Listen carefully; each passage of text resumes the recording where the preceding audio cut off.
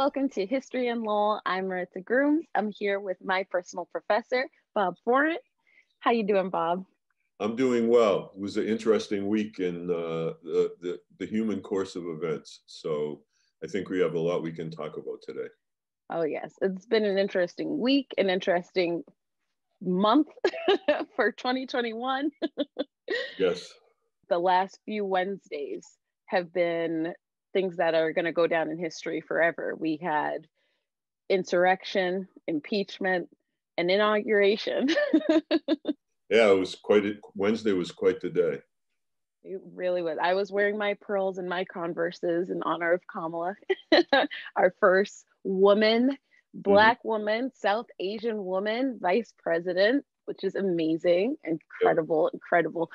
Yes. So these events of just this month, I think, it's going to probably be a whole chapter in some kids' history book in the future. But it definitely has its context in history, and we're going to be talking about the insurrection attacks, right, on the Capitol that first Wednesday, and how it's actually not so unprecedented and very much rooted in hostility to democracy, which seems to be as American as apple pie.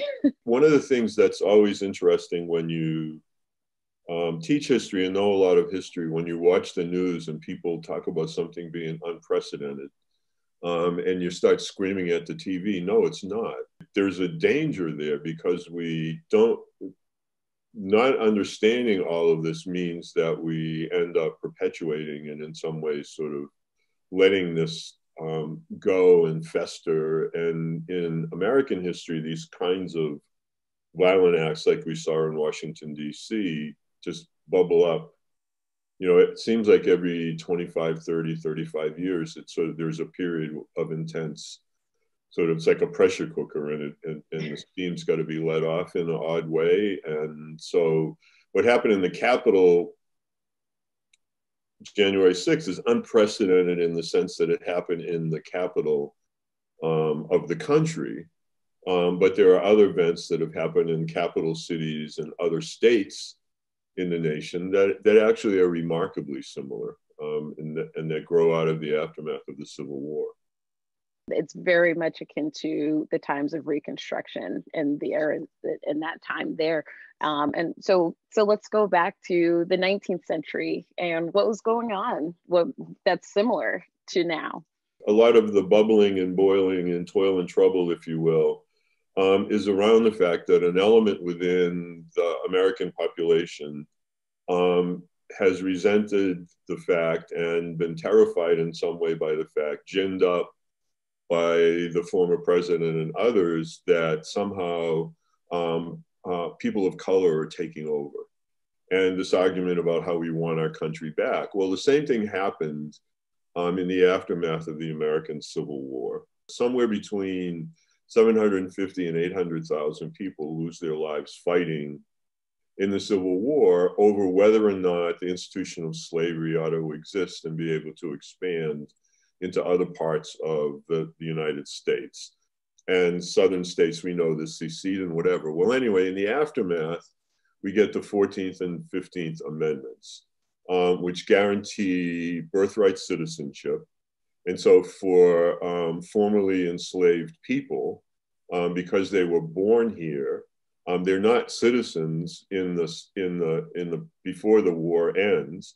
But once the Emancipation Proclamation is signed and the 14th Amendment is put into effect, those masses of people, several million people, get citizenship rights. And then their children, generationally forward, would also get those citizenship rights.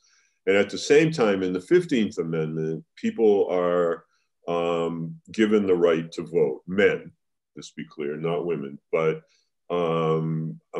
the Emancipation Proclamation then and the 15th Amendment confer onto African-American males the right to vote. And so there's a short period of time from roughly 1865 to the election of 1876. So that's really short, 12 years, where there's what, again, historians of this era, which we call Reconstruction, will see as this experiment in Black-white political coalition building, African-American males running for office at the local, the state, and the federal level, and in coalition with white allies, winning a number of governorships in the South, state houses, if you will. And so there's this blooming of this sort of interracial democracy, I guess, for lack of a more elegant term for it. And so that's in place and growing when we get to the presidential election of 1876. So there's some hope there, but obviously right after a war that where people did not want formerly enslaved folks to be free, having them have some kind of political power must have ruffled some feathers. In the immediate aftermath, 1866, 67, there's a tremendous amount of violence toward African Americans who try to register to vote, try to run for office, and what have you. And then the federal government, in order to try to ensure the carrying out of the 14th and 15th Amendment, divides up the South, the former Confederacy, into several military districts. And the federal troops are sent into the South in these various districts around the South to enforce the 14th and 15th Amendment, to safeguard people's right to register to vote and to vote, to safeguard the ability of people to purchase, own property, and sort of, again, have all of the things that connote citizenship.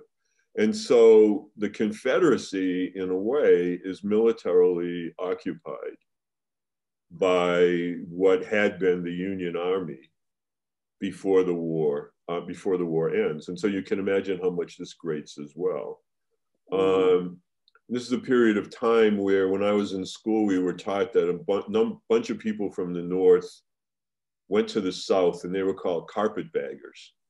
They were people that were going to go to the South and teach school or help people establish governments, or these were people in our language of the 21st century would call allies, if you will, right? Who would, and so you don't have like luggage like we have today. And so you had a bag that was generally sewn together out of old rugs, carpet bags, right? Like a valise. And they drove the unreconstructed South mental, right? Because they were teaching people how to read, they were teaching people how to register to vote, they were helping people set up schools. They were doing all these things which, prior to the rules of the laws of states, made it impossible, for example, for people to go. You could be arrested and thrown in jail for teaching an enslaved person how to read, right? And so now there needed to be this whole sort of edifice constructed. And so you're right, for 12 years, there's a glimmer of what could be possible. That's not what happened. And there were protections that were effectively removed by the government. And all of those troops that were sent to really kind of help Reconstruction flourish, so they left or they were. One of the people who's in the South trying to figure this stuff all out is this General Ben Butler, who's from, who's an attorney in Lowell before the Civil War, is sort of a gadfly in all kinds of ways in Lowell, and a practicing attorney and whatever. But then when the war starts, he becomes very much involved in the military, and he's one of the people that sort of rounds up some of the first troops that are going to end up fighting for the North. And so now he's in New Orleans as one of these, people that nobody likes. And you can go to the South today and people still will talk about bad Ben Butler. And they actually had chamber pots back in the day when you didn't have indoor toilets. chamber pots that you would use, and on the bottom of the pot was an image of Ben Butler. Oh. So this gives you an example of sort of, again, sort of this local tie-in, if you will, right? But yeah, so in 1876, there's a presidential election, and we talked about this before, so I don't want to go over. It's too like cumbersome to deal with all of the monkey business associated with it. But at the end of the day, even though a Democrat won, and Democrats in this period of time in the 1870s are the party of segregation, the party of the South, because Republicans are obviously the party of Lincoln.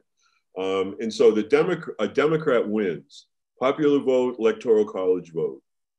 Republicans go to the leadership of the Democratic Party and hatch a plot, if you will, to overthrow the election of 1876 and deny Samuel Tilden, the Democratic candidate, of gaining the White House. And basically a trade gets made, and the leaders of the Democratic Party say, rather than contest the Republicans trying to thwart the will of the people, if you will, and put a Democrat in the White House, we, the Republican Party, will end Reconstruction. We will pull the troops out of the South. You go about your merry way, you do whatever you want to do, and we're essentially going to look the other way.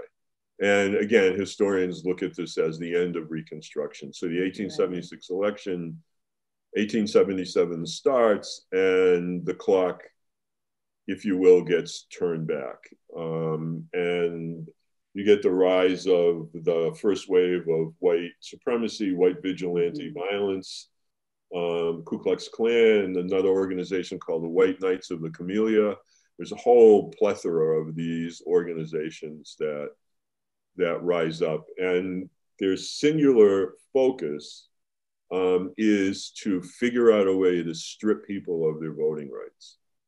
Mm-hmm. Because the fact that people have been elected to state legislatures, to city government, the state legislatures, and even people elected to the House of Representatives, the federal government, is really something that they want to end if at all possible. Because the idea of it is, if you see African American candidates running and winning, that can let other people know maybe this is possible, right? So if we think back to when Barack Obama won, the imagery of that, or with Kamala Harris now, sort of again, it's sort of like, you know, everybody, like when I'm a kid, I grow up with this idea of, well, anybody can be president. But if you look at all the presidents, they're all old white guys. So that certainly isn't something that huge numbers of people can relate to, right? And so the idea is, if you can deprive people of their right to vote, you can reinstitute many of the structures of what slavery looked like. Slavery as a system is ended. I'll put that in quotes. But if you then strip away people's political power, the possibilities for that sort of advancement we take to holding office and passing laws gets taken away. Even now, like we see that voter suppression play out, it may not be as overtly violent as we think of as that time was, because so many people died at that time. Mm-hmm. So many people were lynched at that time, and law enforcement even allowed it. People would arrive to the jails, and law enforcement would just step aside. And you know, I think about it like in those terms, but it's very much white supremacy thriving. Mm-hmm. And still today, it's still rearing its ugly face today. One of the real boiling points of this is in toward the end of the decade, the end of the 19th century, in 1898 in North Carolina. North Carolina has been able somehow, this coalition of African American voters and white voters, allies, have been able to foster a government in North Carolina, and particularly a city government in Wilmington, the capital of North Carolina, that has protected Black voters and Black voting rights. And in the state election in 1898, the Democrats, with vigilante help, deprive African Americans of their ability to vote in that election, and a Democrat wins the state house on November 8th of 1898. 2 days later, on November 10th, several hundred armed white men invade the city of Wilmington to also overthrow the elected government in the city as well. And over 100 Black men are killed. They're murdered in the streets, if you will. And this is just this incredible violence, murder. This goes on for a few days. It's, again, in the newspapers and whatever, but nobody is ever arrested. Nobody is ever prosecuted. Nobody is ever even remotely charged with the offenses that occur with the stealing of the real stealing of an election, the election in the state election in North Carolina, and then the running of the government, the duly elected government of Wilmington, out of town, burning down a Black neighborhood, just essentially putting an elected government in exile, like forcing people to leave Wilmington. Nobody's ever even charged, let alone found guilty. And so this festers. And then the fact that nobody is ever charged for this leads not such violent episodes, but similar episodes of squashing these coalition Black-white governments in several other states, including Georgia.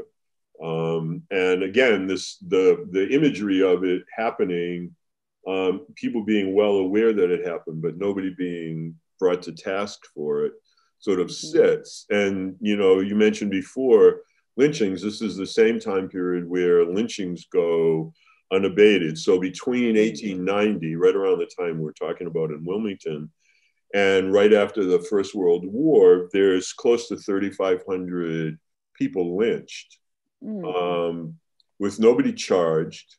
There are efforts made by Ida B. Wells and other people to try to make lynching a federal crime, but Congress can't get it done. To this day, it's not. The sort of looking the other way, the winking that the violence is okay and whatever from the larger white political establishment just keeps boiling and bubbling. And then we get, which we've talked about before, but then we get really violent uprisings, white attacks on Black communities, Tulsa, Oklahoma, and several other places, culminating in right after the First World War in what historians refer to as the Red Summer, where hundreds of people are either murdered or badly beaten. Large swaths of Black Chicago, Black Washington, D.C., other cities are burned to the ground by marauding mobs. And again, nobody's brought to justice for any of these things. And so this sort of sits in our history books, right, as we work our way forward to the contemporary. Oh my goodness. And I think about all of the calls for unity and let's hold hands with these folks. And I think about even at that time, that's exactly what the government did. They said, well, we don't want any issues. So we'll make this compromise. We'll take the troops out. We'll give you back yourself. But, this is still how things are going to be. We're just not going to enforce it. And They just let violence run rampant. We jump forward into the 50s and 60s. The violence reappears as the civil rights movement sort of regains energy, reconstitutes itself with lots of young people involved, particularly from college campuses in the late 50s and the early 60s. And, we get one of the most horrific events, I think, historically of the sort of reborn civil rights movement in the 60s in Birmingham, Alabama, where an African-American church is blown up. And the governor of Alabama, just a week before, a guy by the name of George Wallace, is interviewed and asked what it's going to take to sort of quiet the civil rights protests that are happening at this point in Birmingham. And he says, he's quoted as saying, what will stifle the civil rights movement is a few first-class funerals. And so he's essentially winking and nodding and saying, right? Do whatever, right? There's good Stand people on back and both stand by. Yeah. yeah, good people on both sides, whatever, right? And so again, this history matters. And so when people get all worked up because somehow people that understand the history and or people who understand the history but have lived through it and sort of have these stories been passed down to them generationally, when they hear somebody saying in these coded ways, you know, there's good people on both sides and whatever, there's a historical context for that, right? Which the larger white society just simply doesn't get. And so when people say no justice, no peace, or how long, too long, or whatever these sort of refrains and civil rights marches and that are going to happen in Boston over this past summer or in Boston in the 60s or whatever it would be, they're in reaction to this, right? No justice, no peace, no justice for Wilmington in 1898, no justice along the way for some of these other things that we've talked about in other shows. And so, yeah, I mean, and this is chilling. This is the elected governor, right? And this is a person who's going to run for president 3 different times in 64, 68, 72. What Alabama needs is a few first-class funerals, and then a week later, a church gets blown up and several young, really young girls, teenagers, preteens, die in this church explosion. And yeah, there it is, right? Laid particularly bare for anybody that actually wants to look at it. Right. And it's not that far away. It's not that long ago. It's all very relevant. It's all still very much embedded in our culture. And if you look at even just the violence that has taken place over this last year, in terms of the election, you have Kamala's bus almost being run off the road by trucks with Confederate flags. It's almost like we're having flashbacks to all of these times that we're talking about. Yeah, and again, there's nothing new here. The Freedom Rides were bus trips that people took in the early 1960s to try to desegregate federal public transportation. And those buses would be run off the road. And then in one case where fortunately nobody lost their lives, but the people ran the bus off the road and lit the bus on fire. It was a fully occupied bus with Freedom Riders on it. And then as people escaped the bus, they were beaten badly. But it could have been a real, just an even more violent situation had people not been able to get out of the bus, because there's very famous photos of smoke pouring out of the bus as people lit the back of the bus where the gas tank and everything is on fire. And so, again, all of this, when the scenes at the Capitol a couple of weeks ago are taking place, this is within that tradition. And that eerie photo of the one guy walking through the Capitol Rotunda with the Confederate flag, just sort of, again, for anybody that lived through any portion of this violence we've been describing, or if you're the grandchild of somebody that might have been murdered in Wilmington in 1898 or whatever, it's sort of like, whoa, like here we are again. And it's hard for me to understand, I guess, because I love history so much, like why people can't like understand that and understand the full weight, right, of that as we now enter, 2021 and try to figure out how, if possible, we put Humpty Dumpty in some way back together again. We can't return, and that's the other thing, right? We've talked about this before as well. But I'm curious what I'll flip the switch and ask you a question. I'm curious what you think when you hear people saying, well, we just need to return to normal. I don't think there's a normal that I or any other, and I can't speak for everybody, but any other Black folks that I know would want to return to. This is why the Black Lives Matter movement is what it is today, because if you are like me, who is a young person, well, in my 30s and follows history, I I look at it and all I can see here is that my humanity has been denied from the time that my ancestors arrived here, from the time that my ancestors were stolen from our native land and brought here against our will. And it has continuously been denied. And there is no normal that I would want to return to. We can only create change, and we can only work together to do that. But it's really hard to work with people who don't see you as a human, and do not see that you have the God-given right, if we're going to use their terms, to be here and simply to vote. And that's always what is been challenged historically, is our right to vote. And so that democracy is important. And so I will continue to encourage everybody to register to vote, to be active in your local communities, because these next 2 years, I think, are going to be some of the most important, because they're definitely going to try to flip either the center of the house, right? And so we have to make sure that these people like Stacey Abrams are protected, and these grassroots movements are continuously going and moving forward. We still have our carpetbaggers, right? We still have our allies. And we just have to keep recognizing that Black Lives Matter, and that we're not going anywhere. We are American citizens. We are here, and we're not going anywhere. And white supremacy, unfortunately, doesn't seem to be going anywhere either. We can't just pretend like it's gone just because we voted one person out. We have to understand the history, and we have to look at it in order to move forward. Exactly. I mean, this was all going on while Barack Obama was in the White House. So it's not like it only happened, right? I mean, in a way, you could make the argument that Trump is somewhat of a logical conclusion of the fact that for all those years, while Barack Obama was president, Trump was challenging Obama's humanity, his birth certificate, his right to even hold office.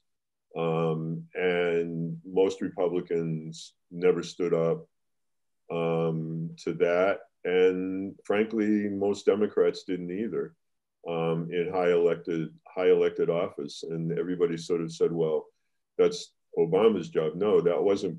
Barack Obama's job was not to defend his humanity. Barack Obama's job was to try to figure out how to run the country. Other people needed to step up and didn't. And so you have 7 years of festering, bubbling over stuff. And then the election of 2016. So you're right. People have to vote. People have to, as much as sometimes I hear people say, well, there's not that much difference between the two candidates or the two parties. What we've just seen is indicative of what happens when you sort of go too far the other way and say, well, we don't need to vote. It's not going to matter. Clearly it does, and it did in Georgia, and what have you. And so, yeah, we have to be vigilant about all of that moving forward. Otherwise, there's no reason to think 2024 we're not, Ivanka Trump or Donald Jr. isn't running. Oh, goodness. and we're having these conversations, somewhat all over again. I really hope not. I hope that we, as you said, stay vigilant. And also we have to pay attention to the fact that white supremacy is not just going to go away. These attacks are very real, and it wasn't the only attack that happened. They were happening all across the nation. So we have to really treat white supremacy like what it is, domestic terrorism, and eradicate it as much as we can. So with that being said, thank you, Bob, for this very informative, insightful, walk down history lane. This is what we do. And hopefully somebody learned something, and you realize that history continues to repeat itself if you're not paying attention. So pay attention, folks. Thanks for tuning in. Have a good day, everybody.